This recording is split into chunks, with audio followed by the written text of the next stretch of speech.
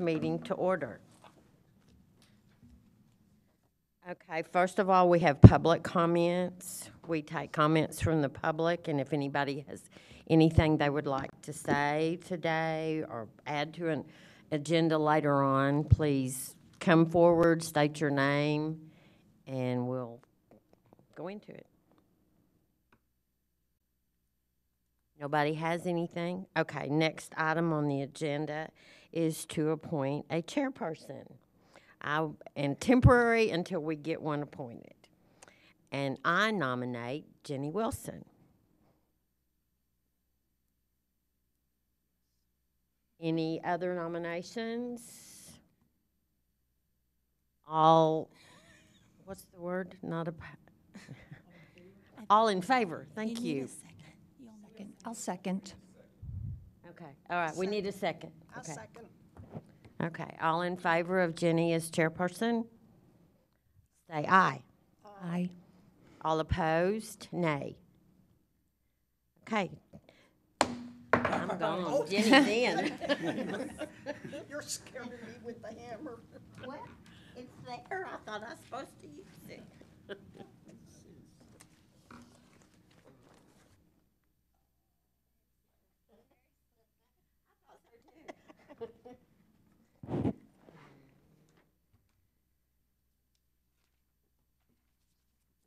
Okay, well, welcome everybody. She's already called the meeting to order and we've asked for public comments, so we'll move on to the consent agenda. We need to consider approving the December 3rd regular meeting minutes. Has everyone had a chance to review those? Okay. Do we have a motion for approval? I vote to approve them. Do we have a second? Okay, all those in favor of approving the minutes from the December meeting, please say aye. Aye. Any opposed? Okay, minutes approved. Moving on to the third item on the agenda, discussion and possible action related to the monthly shelter numbers for December 2015. Mr. Salas? Well, thank you. First of all, I want to welcome all the new members. We hope to have a good working relationship with you all. And if you have any concerns outside the meetings, please feel free to give me a call. I'm sorry, I forgot. Should you introduce them? Yes, we have Miss Jenny Wilson, and then we have Miss Maureen Mo Supisi. Welcome.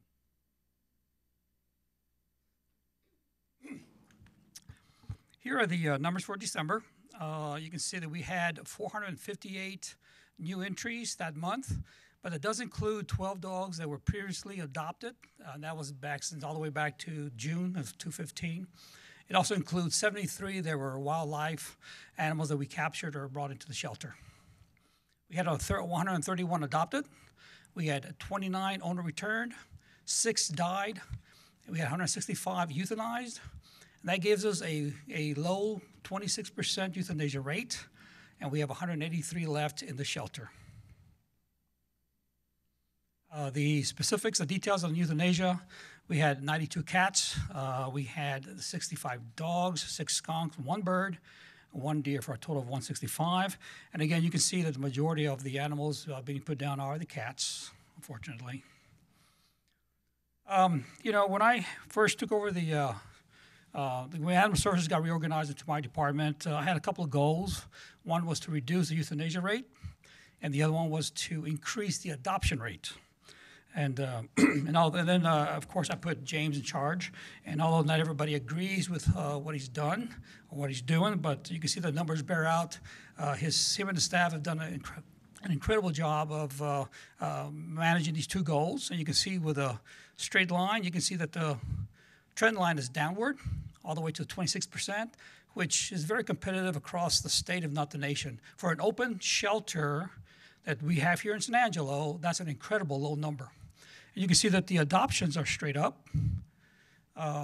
Again, same thing, they go hand in hand. So I commend our staff for doing such a great job. And I'll take questions on the numbers. Have y'all had any luck separating out on the euthanized numbers? How many were ill, injured, or healthy? We do have that number. It's a long spreadsheet. Would you like to see that on a regular basis? We can certainly do that. Well, It's a spreadsheet that we can bring to the council every time. We do have that information. I'm curious to see because I do think, I do know you get a number of injured and ill that come in. And so I think that kind of skews the numbers a little bit because there's not a lot of choices when those come in. Correct. And I think that would help me see and help the community see the changes that have been made out there.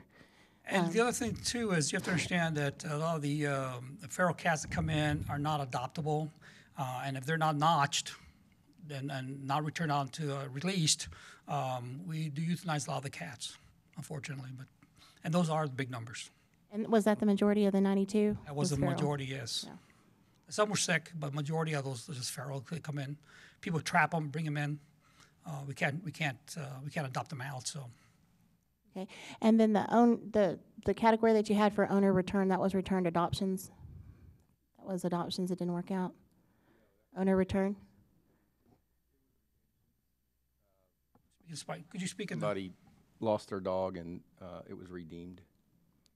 Oh, okay, owner return was how many animals were redeemed by original owners? Correct. Okay, Some of those probably do include rescues. We run into a very few, but that would be in that category. If it's a critter shack dog or a paws dog or a yellow rose dog, we contact that's them microchipped, via- right? Yeah. Okay, thank you. One question I have, we did ask about wanting to know the number of returned dogs that have been adopted. Is that going to be addressed in It is. anything? If you look at this slide here down the bottom, it says 12 dogs were previously adopted. That's that number. Okay.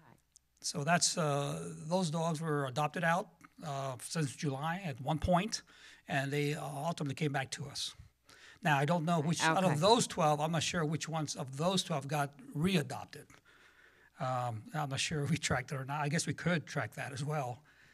Gets a little complicated and a little That's onerous. misleading, it's why I asked. But we So, did. We ended up okay. getting 12 dogs back. But, when we do these adoption events, it's a risk we take. I'd rather take that risk of getting them out there and getting them adopted and some may come back, but that's a risk we Okay, take. okay. Thank you. Any other questions? Okay. I guess we'll move on then to item B, discussion and possible action related to the ordinance update as related to the Animal Services Advisory Committee. As we reviewed during the last meeting, the ordinance is, as it's written, does not comply with the state requirement. The big issues are that we don't have a city or a municipal official on board on the committee as a practicing participant. Nor do we have someone whose duties are the operation of a shelter. We need to include those into the ordinance, and although we may not have anybody on board right away, it shows the state we are moving forward to complying with the state law. And we do have a copy of the recommended changes, and we're asking the committee to approve it, so we can take it to council for their approval.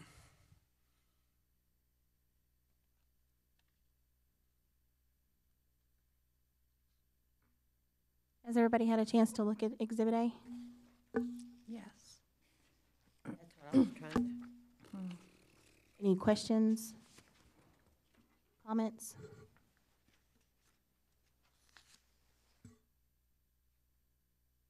It doesn't change that much from the 2011 ordinance, other than the membership and the meeting. The requirement is at least 3 times. We're recommending that we meet at least 4 times a year.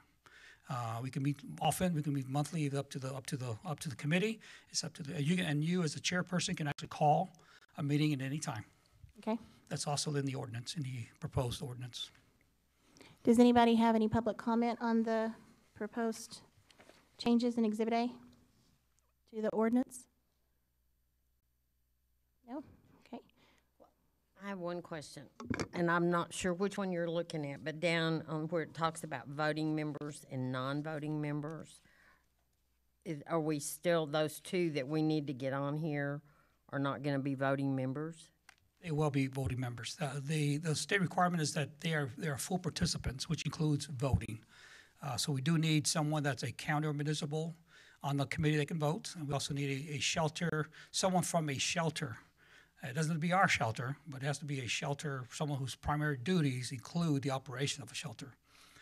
We canvassed 6 cities, and all 6 of these, Colleen, a bunch of other, Waco, they have their manager, their shelter manager on the committee as a voting member. And a lot of people think it's a conflict of interest, but again, it's not a regulatory board. It is actually an advisory board. So having someone with that experience does help a lot move forward with this. So we're not going to have any non-voting members? You're going to have non-voting, that's correct. Okay, Everyone will be a voting member. okay. And right now, we are short 1.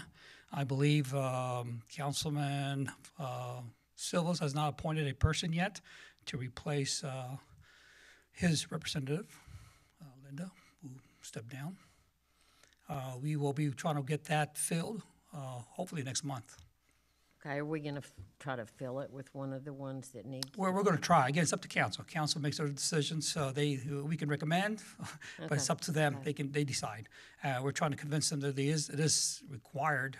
So we're hoping they will appoint somebody who meets this criteria. Any other questions? So we don't have a printed copy of the draft. You should have one in your This package. Exhibit A is the draft. Exhibit A is don't the have an recommended. Exhibit A. Exhibit A is the recommended. Very back, last 2 In the back pages. in your package. Okay, I didn't go quite far enough, sorry.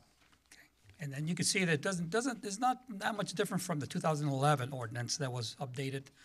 And having said that, remember that once the council approves the updated ordinance, we will have to come back to work on the bylaws, which are based on a 2000 version of the ordinance, which is way out of date, which I brought that to you last time. Okay. Any other questions? Okay.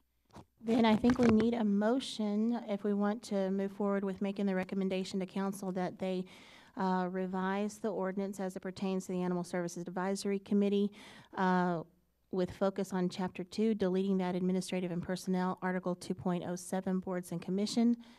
Do I have anyone to make that motion? I'll motion. Okay, we have a motion. Do I have a second? All right, all those in favor? Aye. Aye. All those opposed? Okay. Thank you. Moving forward then to item C, discussion and possible action related to establishing reduced prices for animals. Mr. Flores. Good afternoon, James Flores. Welcome, Jenny, Mo. Appreciate y'all's willingness to serve on this board. This issue's dealing with a recent encounter that we were presented. Unbeknownst to me, I guess I did some sales at the shelter that drew some negative feedback. So I just want to be on record as probably every municipal shelter I know of and compare myself to does this. So unfortunately, we need to bring this to the advisory committee and update you on those processes. I believe the majority of you up there were involved very heavily with all 3 of the sales that we had, as well as some people in the audience, and they were very, very successful events. However, I did stray from ordinance pricing, so what we're coming to today is kind of just update you on the pricing, let you know that our intent or our goal is to somehow get back into this sale business because of the, the opportunity created for not only the shelter, but for somebody to have an affordable forever home animal that they could love and cherish. So currently cats are $50, dogs are $85. That's unsterilized, unchipped. We do get sterilized animals through our shelter that are not chipped. Those are adoptable for $28. And then we have the category that is chipped and sterilized, and those are $15. That's typically a pool rate for some of my rescue groups or the majority of my rescue groups. Y'all deal with that category. And what we're up here for is to just kind of, like I said, let you know that, some issues were brought about with these sales. And we would kind of like to get your opinion on what your thinking is, so that we can hopefully move forward and continue this practice. The very first one we did was in July. It was a pity party.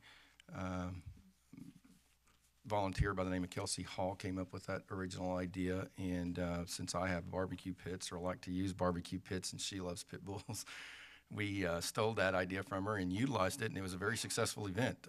We had barbecue pits and pit bulls, hence the pity party. Records show no monies were lost at that event. If anything, we exceeded the amount of monetary funds that would have been equal to the number of adoptions. Then we move into October, and we have a humongous successful event. We did some $10 dogs. I think we did 63 with the help of, again, funds from donors, from supporters of the shelter. It offset the cost, and again, we were in the black for that event. And the final event was sponsored by Any Lab Test Now. Up to $5,000 was covered for that event, and again, a very successful event. 32 dogs were placed in that event. So you're talking probably over 100 animals in 3 sales. Doesn't sound like a lot. That's 33.3 per sale, but boy, anything above 0 is great to me and my staff. So we're asking for your advice, your guidance on an opportunity to sell tenured animals prior to being euthanized at reduced prices. And I will say, I thought of a 30-day discretionary time frame, but the question was posed, why 30 days, or why not just have discretion, period? Again, I think most of our successful shelters that we mirror ourselves around have that discretion. They have that ability to decide at any given moment. And I think with my finance background, it's my job to ensure that the city doesn't lose money. And if that means vetting that process, or sponsoring that process, or somebody underwriting that process, I'd like to do that. But I'd also like to have a $10 sale. I think it's proven. I think it's needed to maintain a kill rate as such. December was a very proud euthanization rate for us in comparison to, and we ended the year at 40%. So I would only like to see that number decline. And in my business, since I'm an open shelter, the only way to decline that number is to get them out of there. And in the market that we're in, $10, some people say, well, there's nothing vested by the customer at $10. I don't know. Ironically, 12 only came back since y'all asked for that number to be presented. And I can show you that list. There's a lot of Junes and Julys and Septembers in that number of 12. So to me, that told me that our $10 October event was pretty successful. I don't have but 1 or 2 that came back in that event, and typically it's the fit. It wasn't, I didn't go get it back because of some type of danger to the dog or something. It was actually probably the opposite. It just didn't fit. Maybe a child was too aggressive with this dog and it snapped or it snipped or whatever. But I can show number-wise that those events are terribly needed. We would love to do one once a month. Currently, we're working with another volunteer, a big shelter representative is in Jennifer McCon, for a March event. She has already raised, last I saw, almost $2,000 to go towards underwriting a March event. But she can tell you as well, I think she's in the audience, we didn't have anything underwritten for the last 3, and we were still financially successful and absolutely successful in the adoption category. So we just kind of want your opinion, your direction. We would like to gather that information and take it to council as well, because obviously there's some type of problem with me having a cell. Okay, I think we need to, at this point, open this up to public comment, and then we can discuss it. Do we have any public comment regarding this fee structure? Okay, then we'll move on and discuss it among ourselves. I would like to go ahead and make the comment that in most of the successful shelters, like you said, Their directors or their managers are given discretion on any animal that exceeds a certain amount of time. And while I like that this is something that you can publish and something that you can look at and people can see, I think that it also, I would like to see an ordinance that gives you discretion so that if you have a dog that comes in that is young but not well-mannered, you can offer that dog for a $10 adoption fee with the disclosure that people will seek training for that dog. That's something that we do at Paws quite a bit. I have that discretion, and it helps me tremendously. And it's not that the dogs are worth any less, because that's not what I'm talking about, but some of these dogs are going to require more vetting. They're going to require more training. So it helps make them a little bit more attractive because people know that, hey, I can do this, and it leaves that money to do whatever else the animal needs. So as far as I'm concerned, I think this is a good place to start, but I really would like to see you have discretion so that if you have an incredibly busy month, which we know you are fixing to get all the Christmas puppies and kitties in, that you can work with volunteers from the community or local rescues to put on an event where you can have $10 adoptions. And I just want to say that I was of the thought that we needed to have more of an financial investment from the adopter, and I think I was wrong in that opinion a couple of years ago. I've seen what the other communities have done, and then we've dropped our prices here. We've had promotions here as far as what we do for Paws, and I've seen it with what you've done at the shelter. Any adoption's a risk. Whether you adopt it out for $150 or you adopt it out for $10, you're making a risk, and you're hoping that person that's signing the adoption contract is prepared to make that commitment. What it comes down to in the long run is whether or not they're willing to make that commitment. And there's no real way to gauge that. So I think the more animals that we can get out there, let's do it. I'm really happy that at one of the events that we partnered with the city with, that Paws partnered with the city with, we had 32 adoptions, 96% success rate to this date. We only got 2 back. So I think there's some value in doing that and having that discretion. So anyone else have any comment? That's my 2 cents. I'd like to add too, it's not on here, but you'll get the opportunity to see our ability to hopefully heighten the adoption number.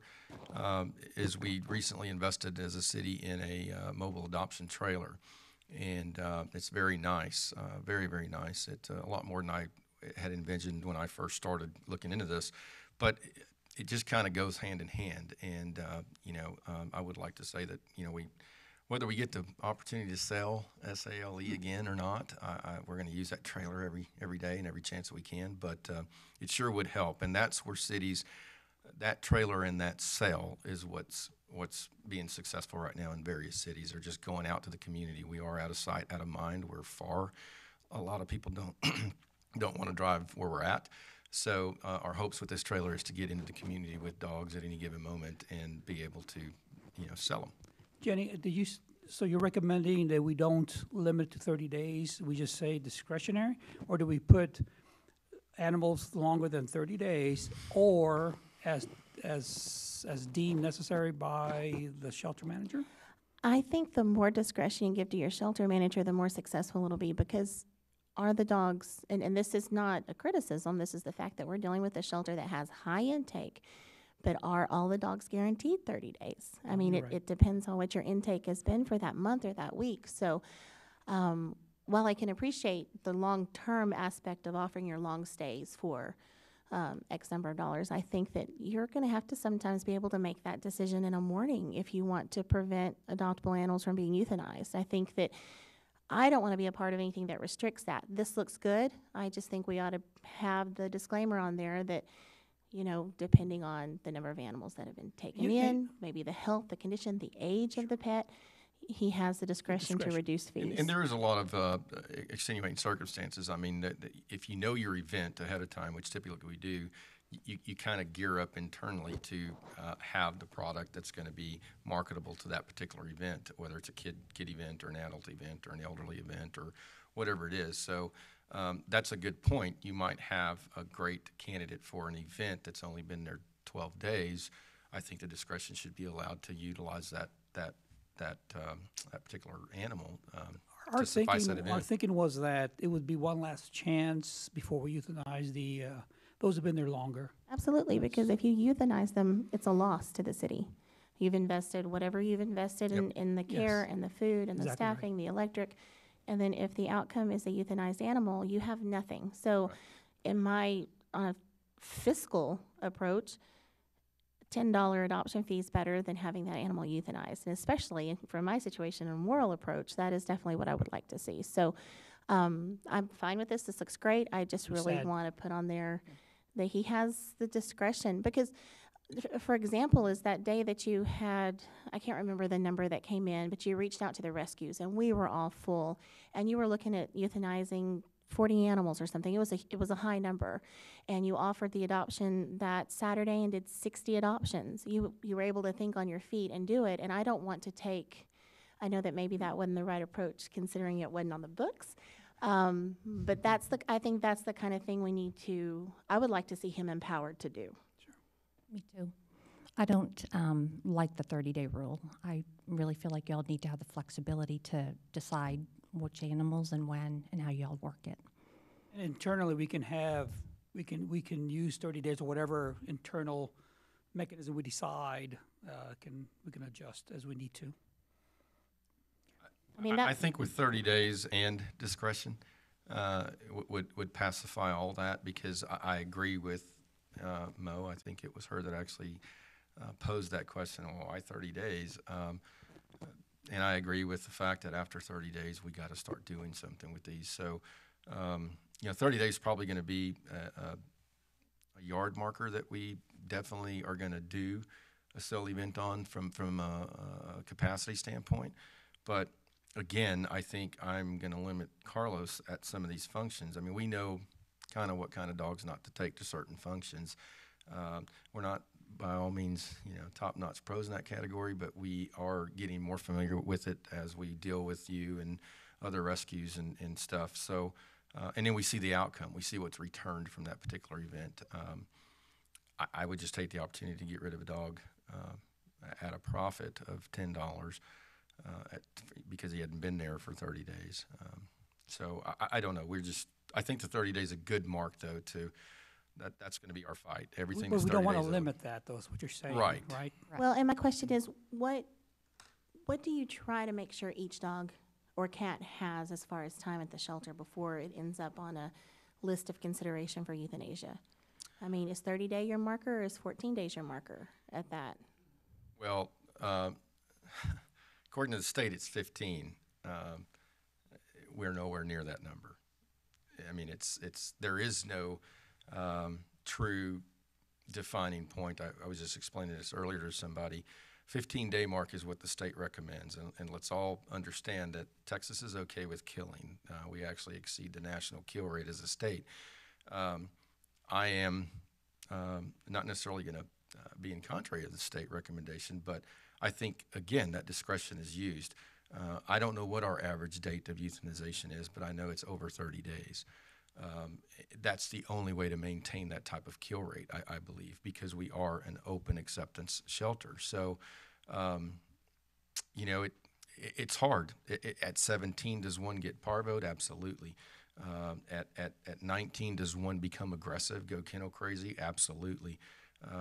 So you're going to have those, but I think overall, if we pick the average, it's nowhere near this 30-day requirement because we have been so focused on not only fixing some problems that we needed to work on internally, and still got many more to go on, but fixing that euthanization rate. That was one big thing for Bob and I. And Well, with that knowledge, I would actually propose then that maybe we consider an amendment to what you've proposed and saying that animals at the shelter longer than 15 days are subject to an automatic reduction in fee. And my point to that being is that you know that you're at least trying to commit to giving that animal. I know that the state requires you give them 3 days, and I applaud you for extending that because that's what we've faced for many years in this community. So I'm grateful they get 15. I love that they're getting 30.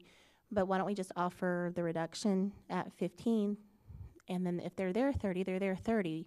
But maybe it'll get them out of there sooner. well, and to help you as a board, I guess we could talk for hours on any line on this agenda, but let's also remember that February 1, we won't have near the monetary investment in an adoptable animal that we currently have today. For this $85, the first 65 goes to the veterinarian world. So we lose anyway because I still microchip it, I still rabiate it, I still inoculate it for its other 5 shots that it receives. So my point is, we're going to be in a better position from a monetary standpoint. This $10 dog is actually going to be almost profitable because we're performing the surgery come pretty soon. So that's a big thing that's not on here. But and I understand the money issue. I understand that, you know, it looked like a loss at 63 animals at $10. Well, it wasn't. The deposits just in donations was over $3,500 that day. So plus the $630 for the 63 at $10. So I think we're just looking for an opportunity to pacify that backlash, I guess, that if it comes, and more so from a monetary standpoint as we speak today, because we won't have that monetary investment in that animal anymore. So are we going to take those 3 fees out? No, we can talk about it and put it on the next agenda item. Fees need to get discussed with this advisory board probably pretty quick so that I can run this to council. I know we're working that with our budget folks internally. All of our fees are pretty low and are not close to being cost prohibitive. So we're going to bring the fees back, but that could be an option. Maybe it's not an $85 dog anymore since the first 65 is not getting spent on it. I don't know. I'd have to talk to our budget folks and see where we're at. We are entering into a whole new arena of spay and neuter. Right, we don't know what the expenses are going to be till the end of the year. We got a gauge on it. The guy that's performing those has done 70,000, so he can pretty much get us close. But that doesn't mean that the money's there. So I'd like to leave everything alone from a fee standpoint. Lowering standpoint, I'd like to not talk about that. If anything, I'd like to raise it, but maybe not that line. There's a lot of other fees that we do. I'll give you an example. We put down your animal for $7. Well, after 25 pounds, we're in the hole.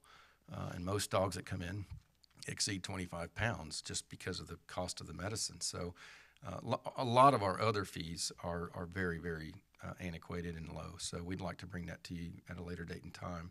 But that's a good, yes, that's what we're thinking.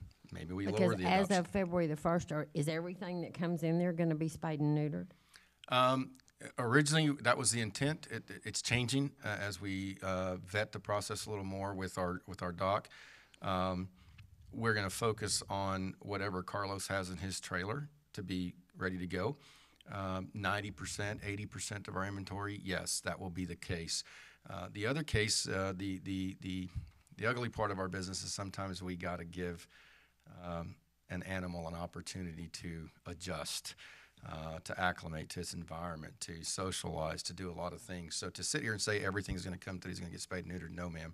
And at the end of the day, if that animal doesn't adjust, doesn't acclimate to its environment, it's not going to get spayed and neutered. So, but our Unless it focus gets is going to adopted. right, And but it wouldn't be all adopted if adopted it. animals will be spayed or neutered. Yes, I that understand that what you're is saying. 100%. I understand Yes, it, yeah. but that's the key. All Okay. adoptable animals will be spayed, neutered, ready to go for the public. That's another plus as to these sales. 63 was a nightmare from a strategic standpoint because we had to call following Monday and book 63 appointments. So with the opportunity to give it to them right then and there, I think it's going to just be. Okay. So I think everything's going hand in hand. We just want it to be out in the public sector that, hey, Robert has the discretion to lower the price on an animal for the sake of the animal. And that's what we're asking for. I guess I will just go down, and if you have any questions or comments, and we'll just make sure everyone has an opportunity. Are you recommending to amend the motion? I would like to recommend, after we've all talked about it, I really think that maybe move forward with what he has presented, amending that to from 30 days to 15, and then including in there that he has the discretion to reduce the fees on any animal. Right. Yes, I would support that and think that would be wonderful for our shelter and the animals, so yes. What are your thoughts? Nothing? Do we need to put in there that you may revise the other? No, After I- February the 1st, or are you gonna wait on No, that? I think the fee issue is on me to bring forth Okay. at a later meeting for you guys before we go to council. And I'll need to get with my budget folks to see where we're at, because I know they handle some of that as well without us having to do that. So I don't want to, tag along on something that may be already going to council. But definitely just keep it in the back of your heads that we do need to look at our fees. Are you required to have a certain amount of financial return as the manager of the shelter? I'm sure you get a budget from the city. Are they requiring you to have a certain amount of return through these fees to help offset some of that cost? Well, yes, to some degree. Obviously, everything is a prediction. In September of 2016, I couldn't possibly tell you what we're going to create in revenue for September of 17, but I can get close based off of looking back, and that's kind of how it works. We have a revenue line that we budget, just like we budget an expense account. And so typically they should wash each other out. And when they don't, then of course there's a gentleman here that'll call me.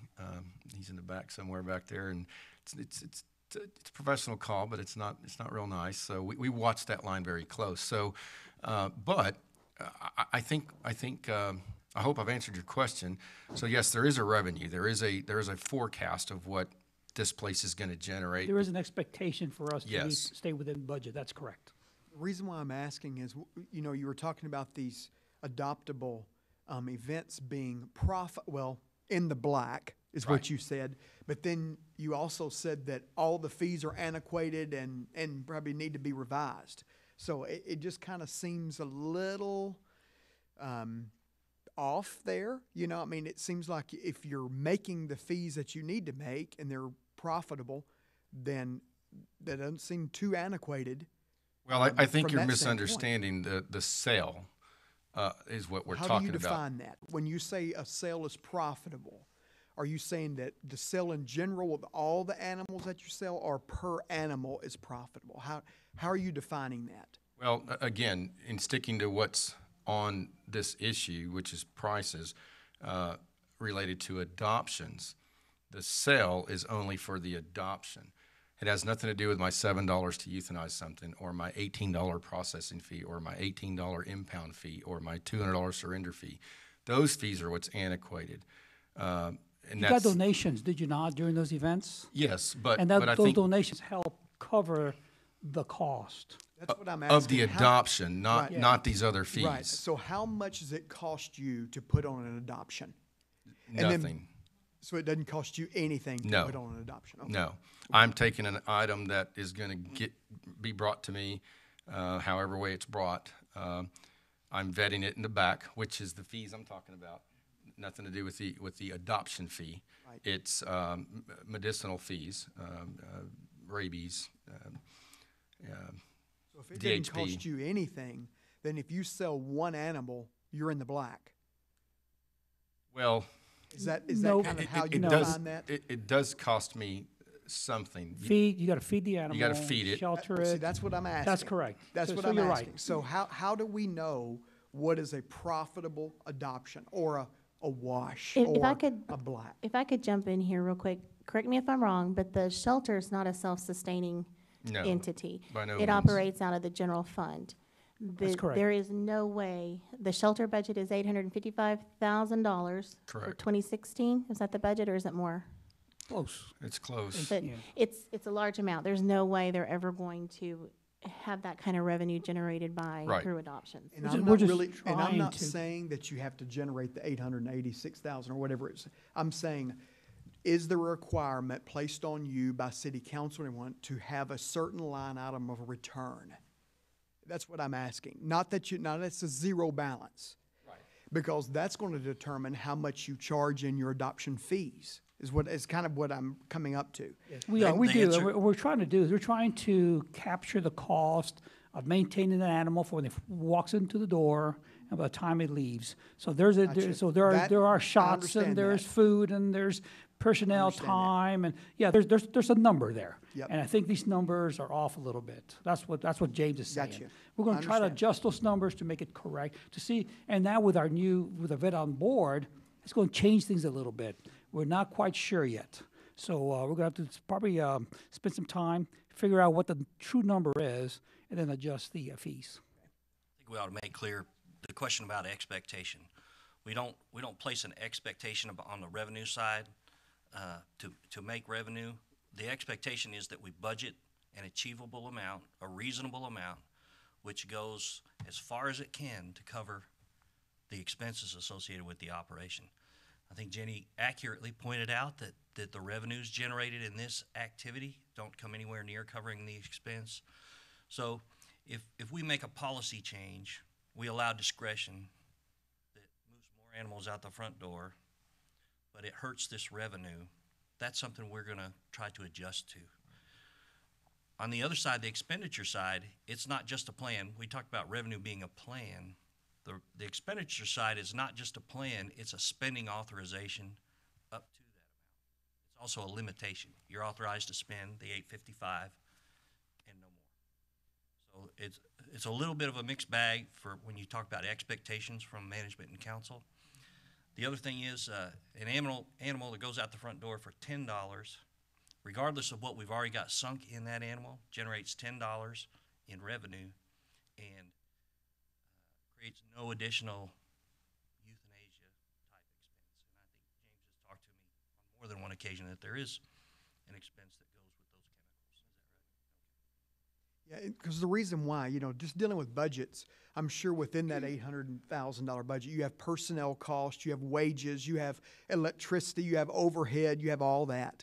And so that's kind of what I'm assuming that the city would agree to pay that for the animal shelter. And then in return, some of the fees associated with the actual animals themselves is what we're trying to generate to cover that. That's kind Covers of a what. little bit Okay. of it, as Gotcha. much as we can, Got you. within reason. And I think that the key here now that we've gotten a little more explanation on it, if you were to take 63 animals and multiply it by 50 or 85, the majority of these were 85, you'll have a number.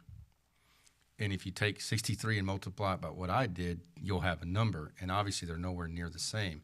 But on them particular days, with the donations and people just saying, I appreciate you doing this, here's $150, here's $300. At the end of the day, that was a profitable event is what that's probably a little more better explanation than earlier. Okay, well, if there's no other comments, then we need to entertain a motion to present to council the fee structure that Mr. Salas and Mr. Flores have prepared, with the amendment that the animal be reduced at the 15-day mark, and with the amendment that the shelter staff is given discretion to reduce animals for special events and as they see necessary.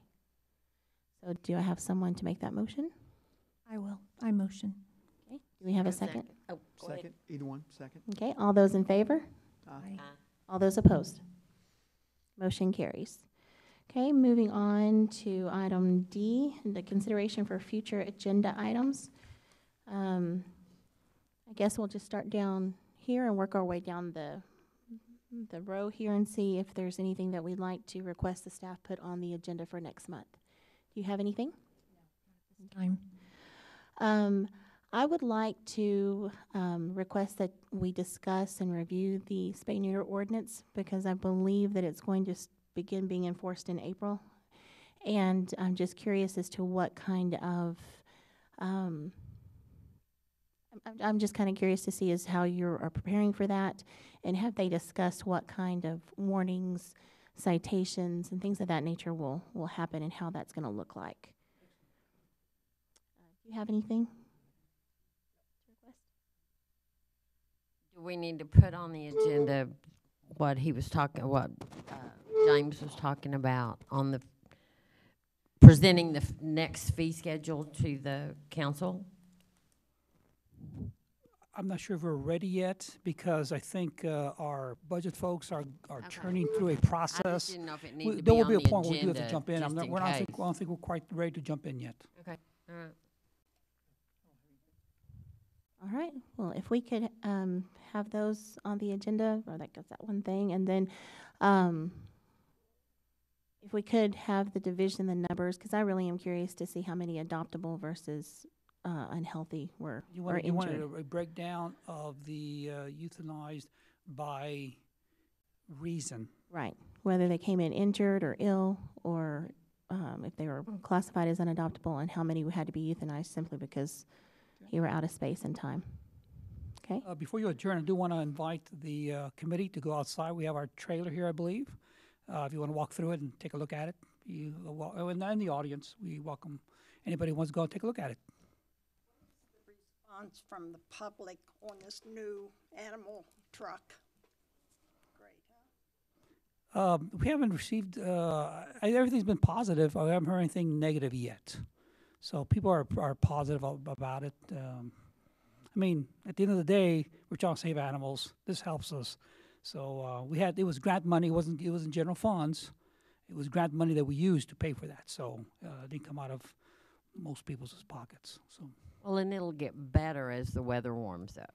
it should get better. Again, if you do 4 or 5 every week, that kind of pays for itself at the end of the day. You're saving animals, and that's what we're in the business of. You get volunteers like me that don't show up when it's cold. It was cold. I tried to go out there, but No.